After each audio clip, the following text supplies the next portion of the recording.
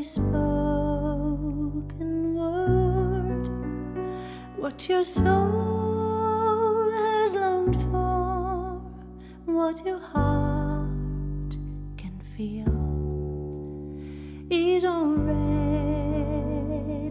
here, is already real. There is no one out there, there is no one else. You hold all the answers deep inside of yourself. There's a voice that whispers, there's no you, no me. There's just one, there's just unity. One power, one presence, one life to lead the way. All loving, all knowing, that answers when you pray. When the world looks darkest and your eyes can't see, gather all your troubles, give them all to me. I am always with you, I will always be. I am one, I am unity. We are one, we are unity.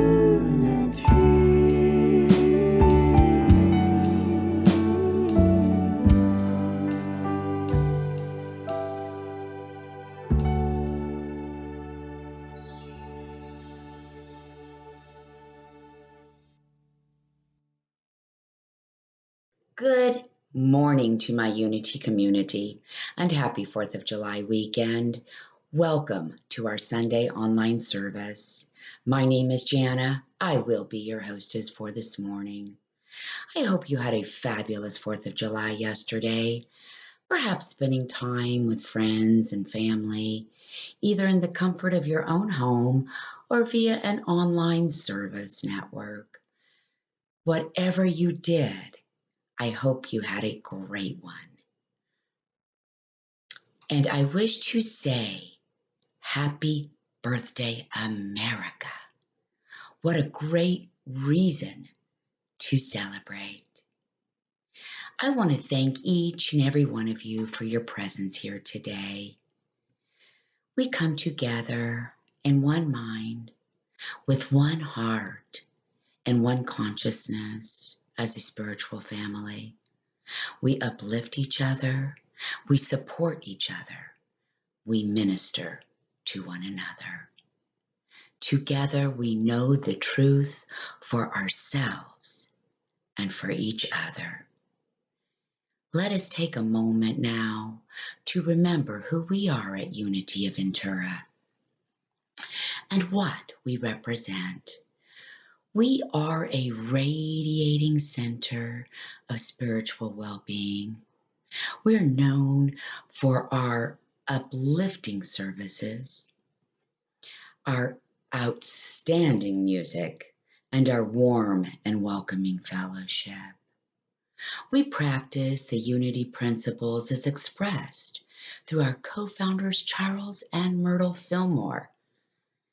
We welcome all people of all faith, all backgrounds, all makes, all models, all lifestyles.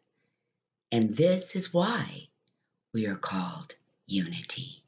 So wherever you are on your spiritual journey, know that we are here to support you. Let us go inward for a few moments of an opening prayer. Let's close our eyes and rest into the presence of the divine. Let go of all outer circumstances. Let go of any concerns and simply be present to this experience, this moment, right here, right now. We are one with God, one with all good. We bless one another and all humankind. And we fill the universe with infinite peace, love, and understanding. We are all your children in whom you are so well pleased. We rest into this moment of oneness.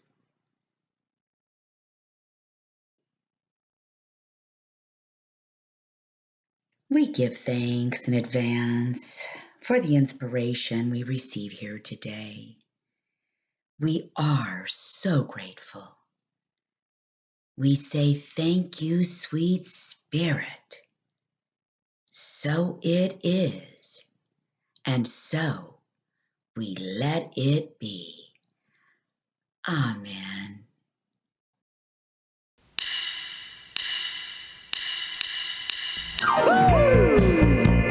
Yeah! All right. Everybody, I'm ready. tell me, Smitty, what do you think about this? I think we're in the right place. Uh-huh. Woo. Where are we? I'm in the right place at the right time. I'm just where I'm supposed to be. I'm in the right place at the right time. I'm just where I'm supposed to be. I'm in the right place at the right time. I'm just where I'm supposed to be. I'm in the right place at the right time. I'm just where I'm supposed to be. Oh, my soul is welcome here. Oh, my soul is welcome here. I am getting the message loud and clear. My soul is welcome here. Oh, my soul is welcome here. Oh, my soul is welcome here. I am getting the message loud and clear. My soul is welcome here. I am getting the message loud and clear. My soul is welcome.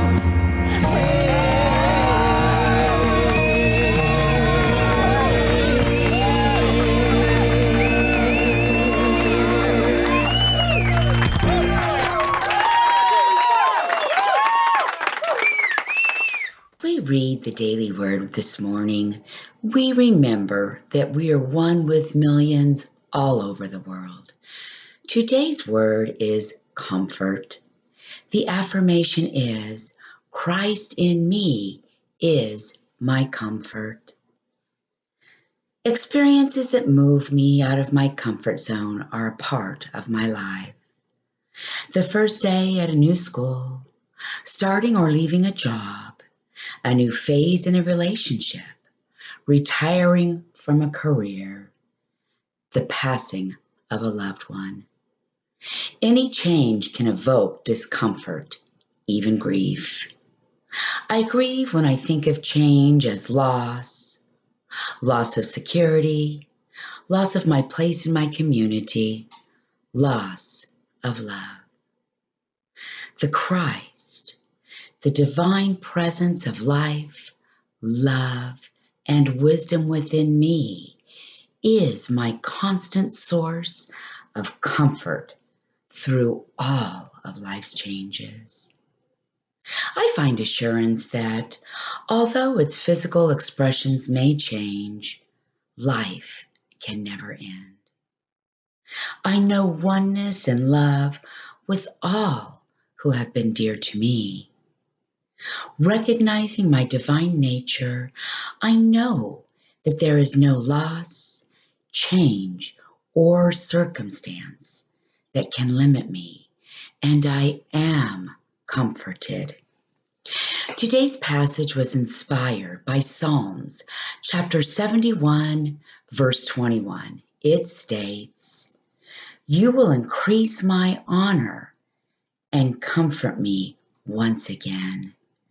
Today's word is comfort.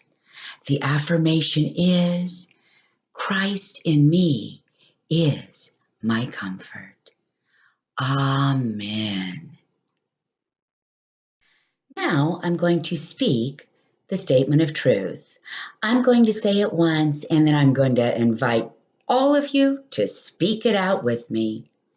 There is only one presence and one power active in my life and in the universe, God the Good.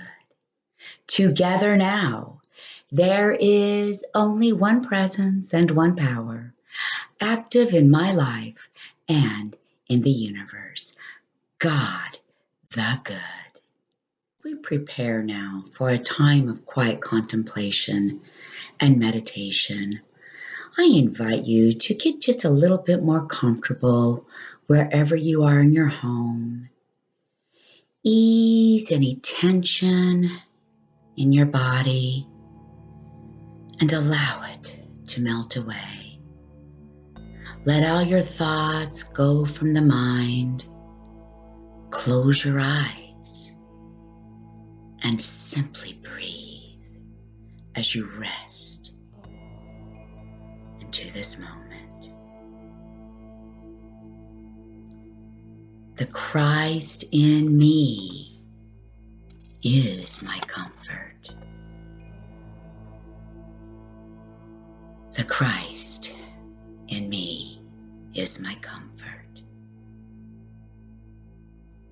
If ever I feel out of sorts, lost, disconnected, or separate, all I need do is turn within,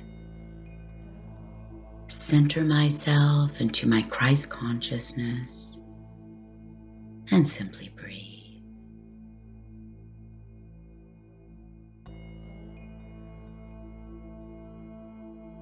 In this moment, I know that I am not alone, that the Christ presence is here with me now. The Christ presence within is surrounding me, loving me, comforting me.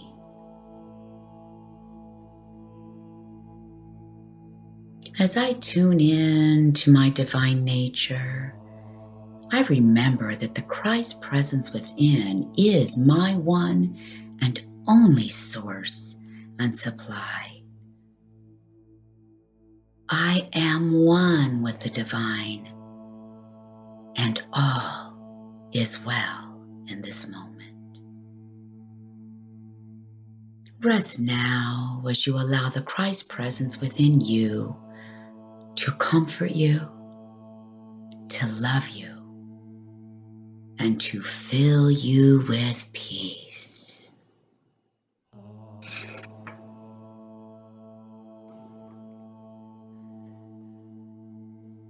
Sweet Spirit, thank you for your constant comfort. Thank you for the unconditional love, peace, joy, and understanding you bring to each of us. We are so grateful for your presence and your power in our lives. It is now time to bring your awareness back to this place. We say thank you, sweet Spirit. Thank you. So it is. Amen. And now I would like to introduce our guest speaker for today, the lovely Reverend Marlene Morris. Reverend Marlene delivers inspirational and outstanding messages time and again. I am so happy and pleased to welcome back Reverend Marlene. Good morning. Happy 4th of July weekend. I hope your weekend has been spectacular. And that church is just kind of the frosting on the cake for you this weekend. You know, it's come to my attention that we've been hearing a great deal lately about isms. Racism, communism, socialism, and ageism, which is stereotyping or discriminating against individuals or groups because of their age. And I'd like to add that it's more than just a word in the dictionary.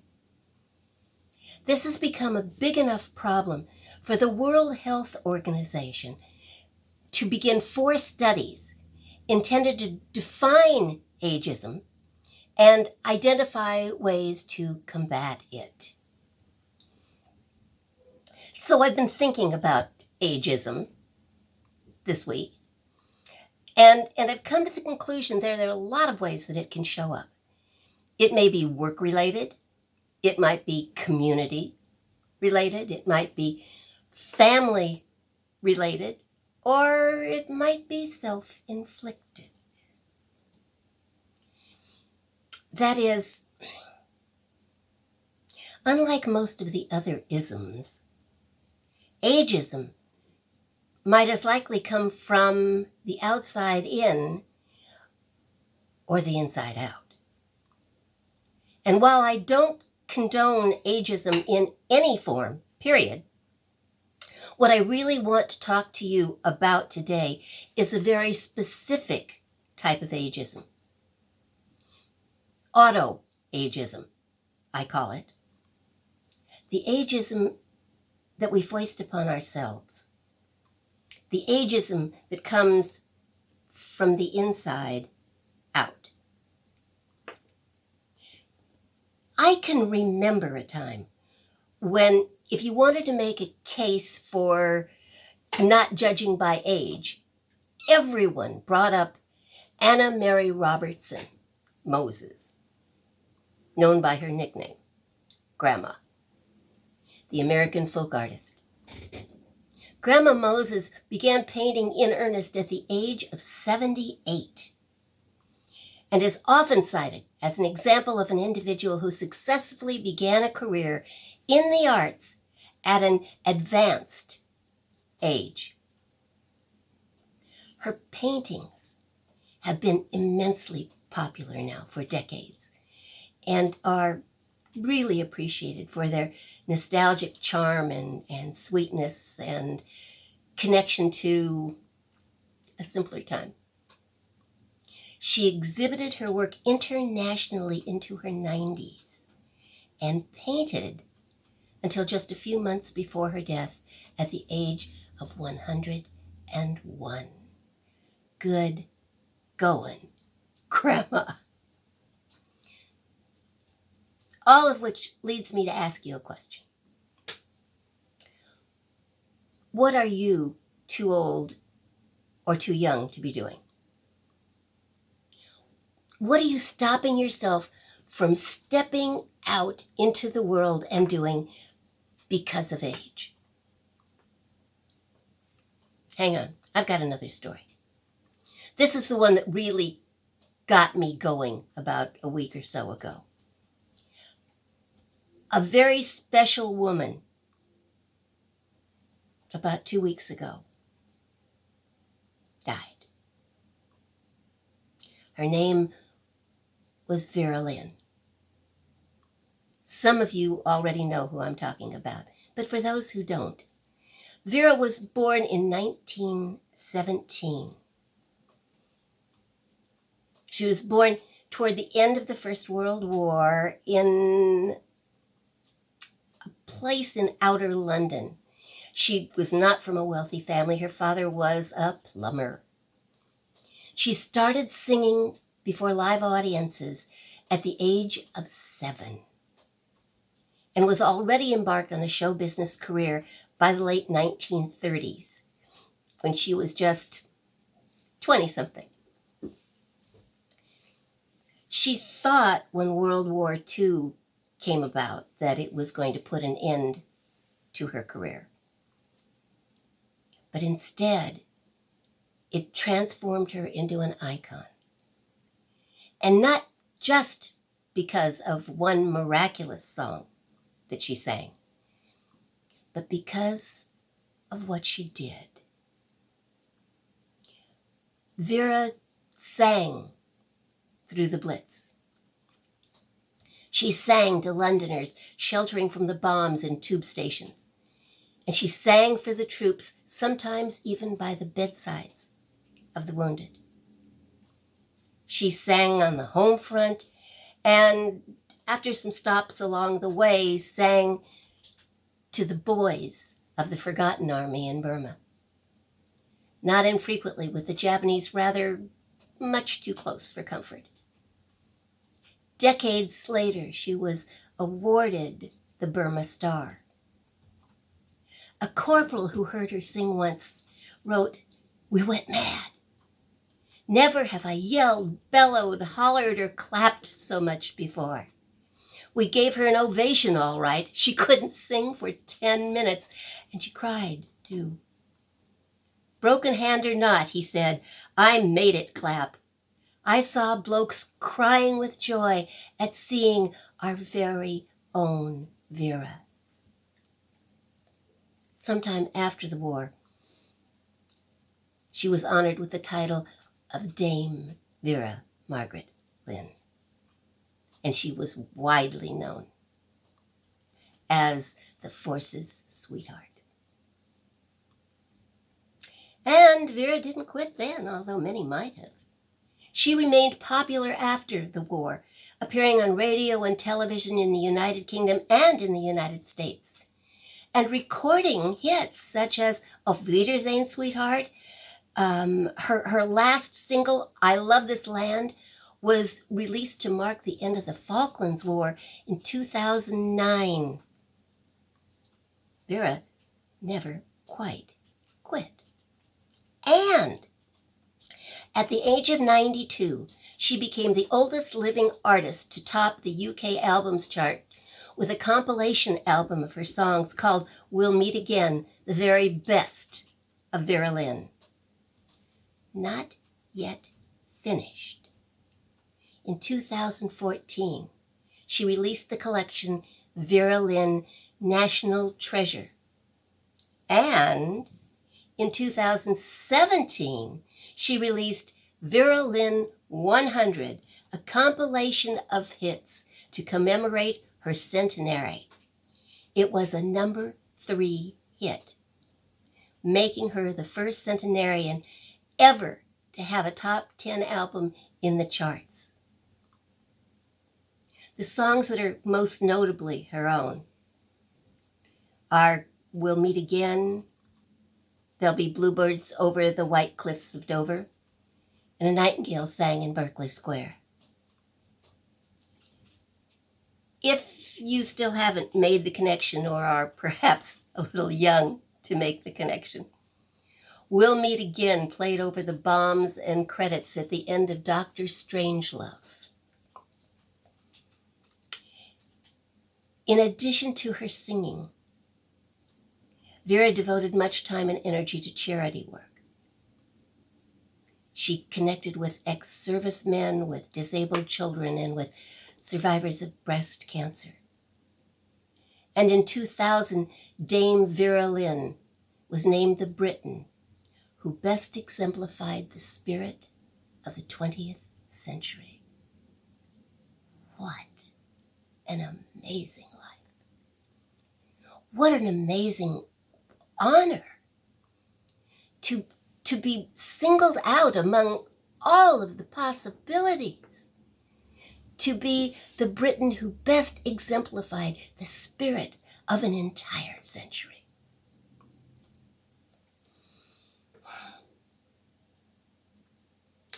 So, given Vera's story, here's my question for you. What are you not doing because you thought it was too late for you?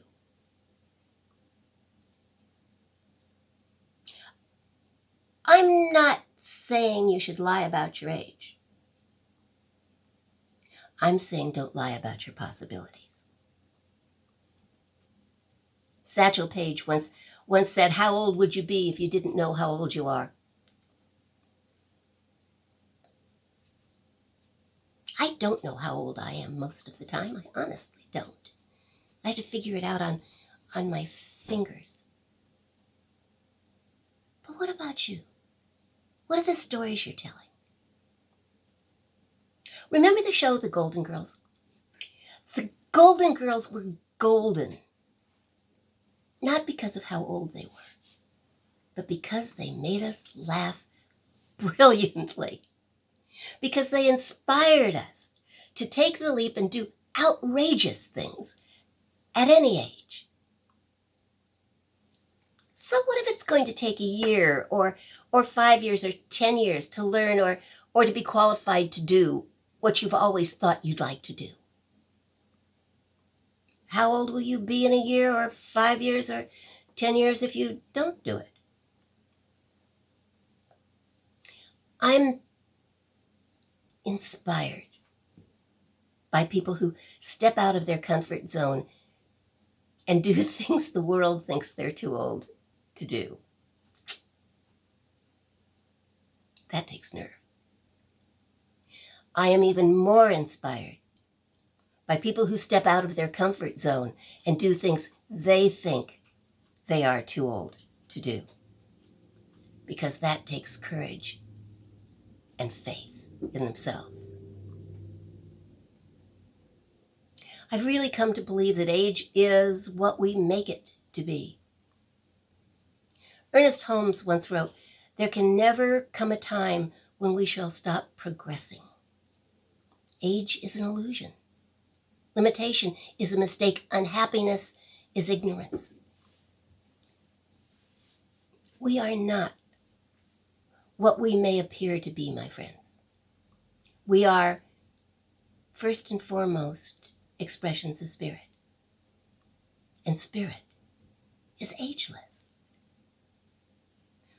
We've got to start talking to ourselves differently, to remind ourselves that we are more than the statistics on our driver's licenses or our birth certificates. We've got to form a new mental atmosphere around ourselves and talk to ourselves as though we were talking to and want to support the person that is involved, that being ourselves. To support ourselves into living life to the fullest. Instead of, "I'm too old to," how about, "I'm finally old enough to"? Instead of, "Look at this gray hair," how about, "Look at these highlights. I've earned every one of them." Instead of, "Look at these wrinkles. Look at these signs of the life that I have lived." Instead of, "I'm getting old," how about, "I'm getting on with life"? So what if you're not as young as you once were? Who is? Do you really want to go through all that again? Why not start where you are and build an even better life? What say you? Short of commissioning your own personal version of the picture of Dorian Gray, what words could best lift the ageism out of your vocabulary and put life back into your step? Vera Lynn inspired me on the bestseller charts over the age of 100. You inspire me. but what inspires you? What if the golden years are not a myth, but a prophecy? What if being golden is about being so filled with the light of spirit at any age that we absolutely glow from the inside out? I have a meditation I'd like to share with you. It's about an amazing golden mist, and it seems wonderfully appropriate for today. Will you join me? Close your eyes if you'd like, or just soft focus a little so that your attention goes within. I borrowed some of this meditation from Andrew Harvey, and I invite you to personalize it by using your favorite name for God in the meditation. If it's God, fine. If it's universe, if it's love, whatever you prefer to call God, use that name and make this personal for you. So close your eyes or soft focus. Take a deep breath, and repeating your name for God silently, breathe in a deep, dazzling golden mist. A mist as beautiful and bright and powerful as the sun. Again, thinking of your name for God, breathe in the splendid golden mist. And with each inhalation, allow it to fill your body and become you. Breathe in the golden mist. And then when you exhale, breathe out fear, confusion, limitation, everything and anything that stands in the way of your recognition of yourself as a golden divine being. Breathe in the golden mist and be filled with it. And then breathe out with the same power that you breathed in, letting loose any thoughts of limitation. Again.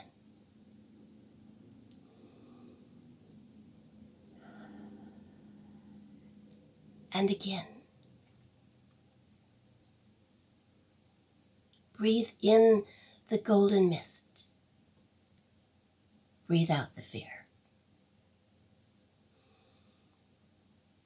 And again.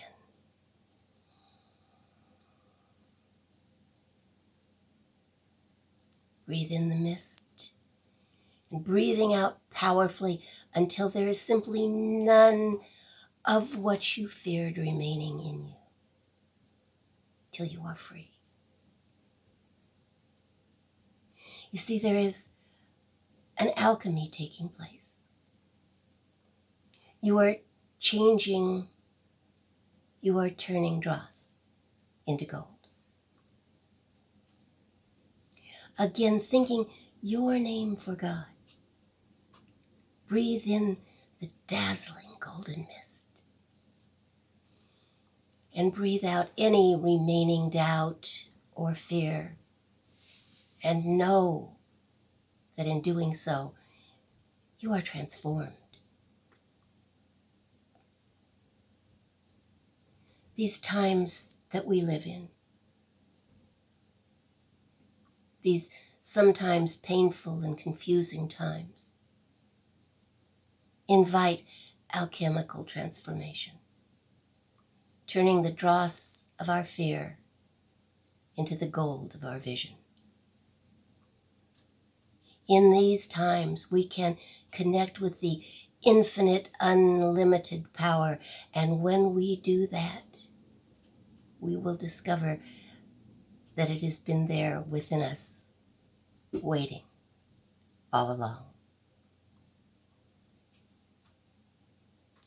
May we be transformed by the discovery or the remembering of our divinity, as well as the renewing of our minds.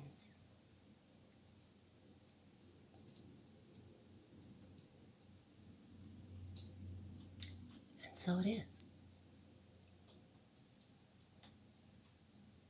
You know, several decades ago, another female singer, Joni Mitchell, wrote, "We are stardust, we are golden, and we have to get ourselves back to the garden." The very last verse of the song, the words change just slightly.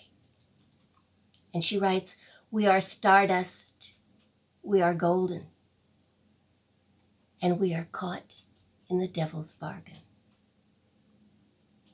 And we got to get ourselves back to the garden."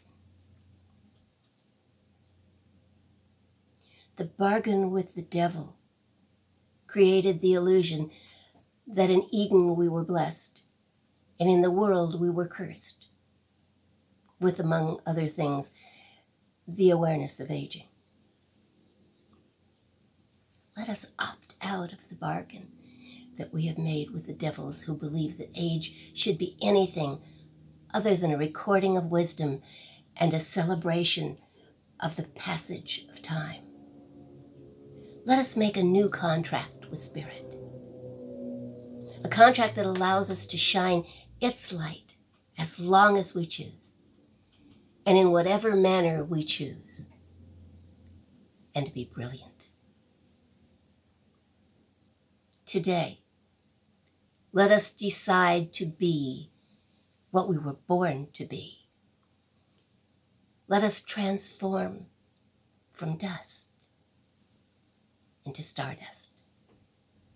Let us be golden, and let us get back to the business of rebuilding the garden. Have a wonderful week. Share your light. Shine your brilliance. Be golden.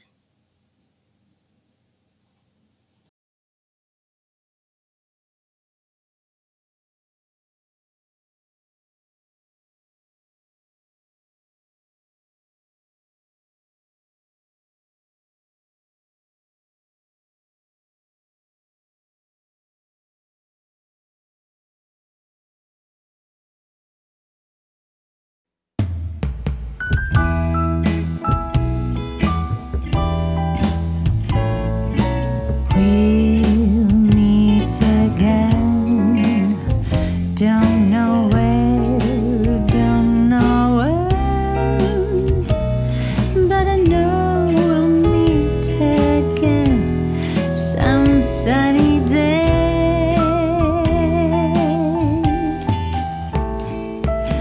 Keep smiling through, just like you always do, till the blue skies drive the dark clouds far away. So will you please say hello to the folks that I know? Tell them I won't be long.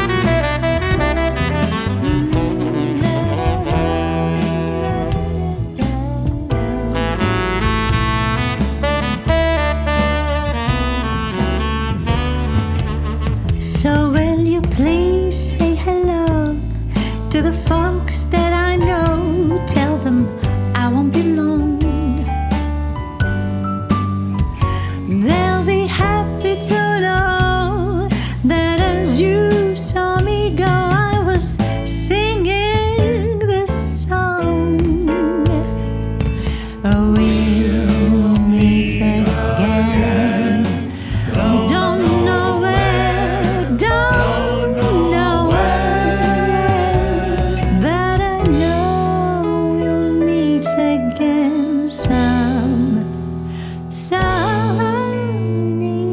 day.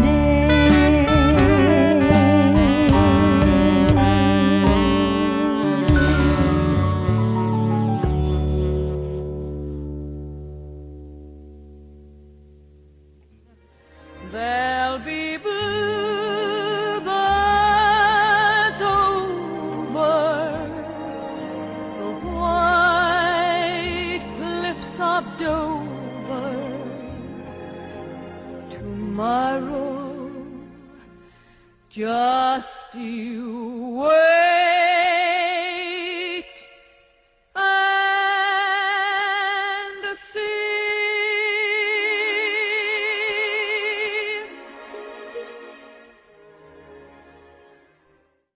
All I have to say is, wow, what a treat. Thank you to our dear sweet Julia, and a special thanks to the sax player, Dominique, and Reverend Marlene. Yes, I'm sure we will meet again. Well, this is the time in our service that we practice the spiritual law of circulation and offer our gifts to Unity of Ventura. As we give, we contribute to the success of our church home, and we know that we are being richly blessed in magical and wondrous ways. Please hold your gift in mind and in heart as we bless it with the following offering. Divine love, through me, blesses and multiplies all that I have, all that I give, and all that I receive. Again, divine love, through me, blesses and multiplies all that I have, all that I give, and all that I receive. Let's take this blessing just a moment deeper. Sweet Spirit, we bless these offerings, every check, every bill, every coin, knowing that they will be used in the will and the work of God through this ministry. We bless each giver knowing that they have given from a place of kindness and generosity. We affirm that they are being honored for the sharing of their prosperity. So it is, and so it is. Amen. Well, folks, we've been blessed with another tremendous service. We have the best team. Thank you, Reverend Marlene, for the wonderful message this morning, as always. Thanks to our magnificent music team. Smitty, thank you for your time and talent you give us each week in putting together our service. We're so grateful. And thanks to each one of you for being present here with us today. Before we bring our time to a close, I want to thank each one of you and invite you to stay with us here right after service to partake in our fellowship right here on Zoom. We now conclude our service with our peace song and with the prayer for protection. Until next week, adios.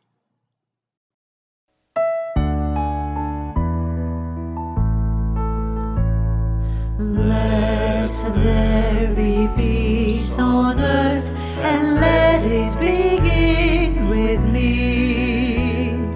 Let there be peace on earth, the peace that was meant to be, with God as our Creator.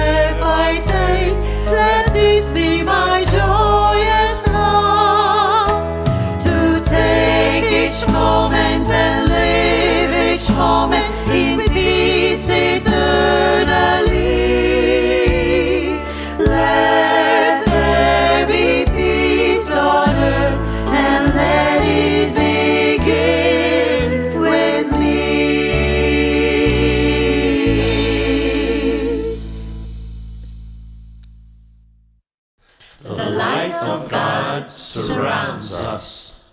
The love of God enfolds us. The power of God protects us. The presence of God watches over us. Wherever we are, God is, and all is well.